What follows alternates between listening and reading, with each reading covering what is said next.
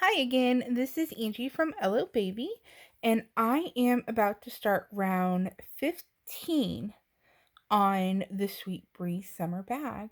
Now, technically, I'm a little higher than that because as you can see, I've got one round down here.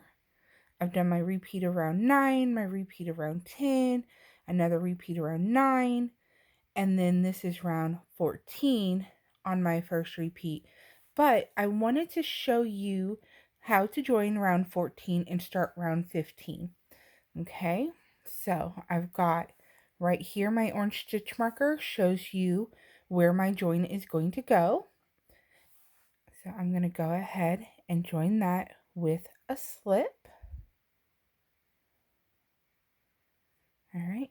Now, instead of doing our change right here to start our first granny stitch, I'm going to take this marker out because what I'm going to do is I'm going to slip stitch around and into this chain space of the V. Okay. So let me use my red hook as a pointer. So I joined here and then I did a slip stitch, and now I'm going to work into this chain space. Now all of my stitches on this round are going to be done in the chain spaces of all of my V stitches. I'm not going to actually work any stitches into the double crochet 2 togethers. I'm going to skip all of those.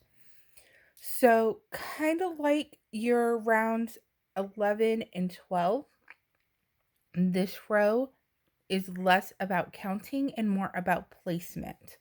Okay, so I've got my slip stitch into the chain space. I'm going to chain 2, and then I'm going to put that stitch marker around my working loop, and then I'm going to do a third chain. This is going to act as my first double crochet. Now, the reason why I put the stitch marker on my working loop after the second chain is when I come around and join, sometimes it's hard to get your hooks into chains to join. This tells me exactly where to chain and gives me something to pull on to make that loop a little bit bigger to get my hook in there. So I've got my chain 3. I'm going to double crochet in the same spot. Then I'm going to do a third double crochet in the same spot. That's going to be my first granny stitch. Then I'm going to jump over here to this next chain space, skipping everything else, and put 3 more double crochets into that chain.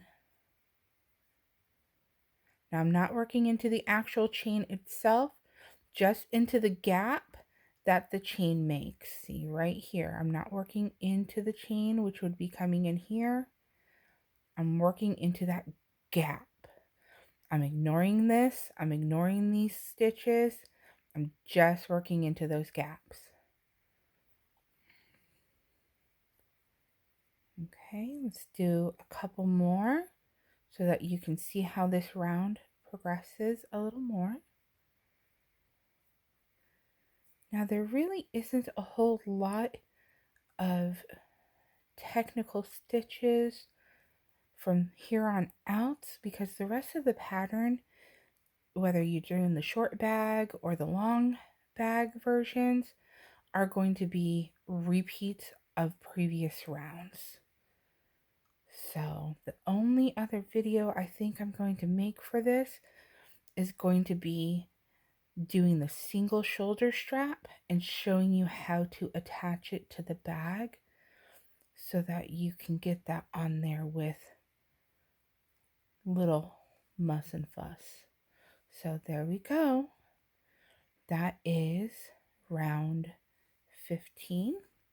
If you can see, I'm just putting granny stitches, which is 3 double crochets in the same space, right in the chain 1 spaces of my V's.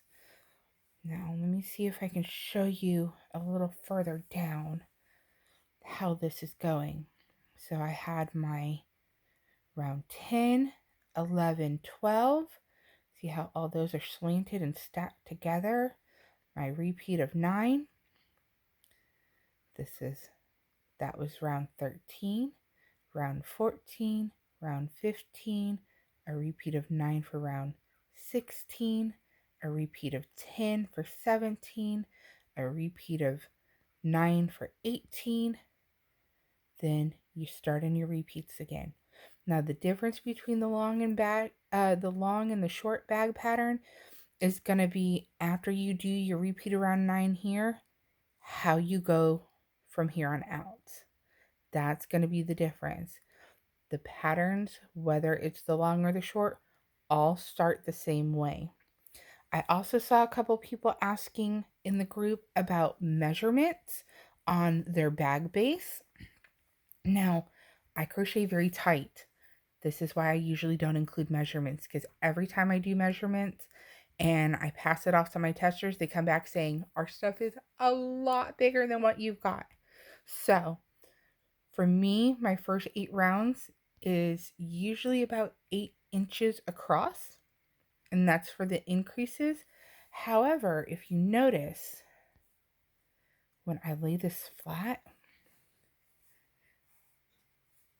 let me move the camera here for you. When I lay this flat, it's gonna get wider. Okay, so that 8 inches is from here to here when I lay the increased rounds flat, but it's gonna kind of balloon out a little bit as it goes up. I think my total bag measurements on with a 5.5 millimeter is usually around 14 to 16 inches wide. So if you're increasing beyond 8 rounds, you're gonna probably get a really wide bag, and if that's your preference, that's perfectly fine. Anyways, that is it for this video. I hope you're enjoying the pattern so far. If you have any questions, just pop them in the comments below, send me a message, start a new thread in the group, however you prefer to do it. I hope you're enjoying the pattern, and if you have any questions whatsoever, please just let me know. Stay home, stay healthy, and have fun. Enjoy!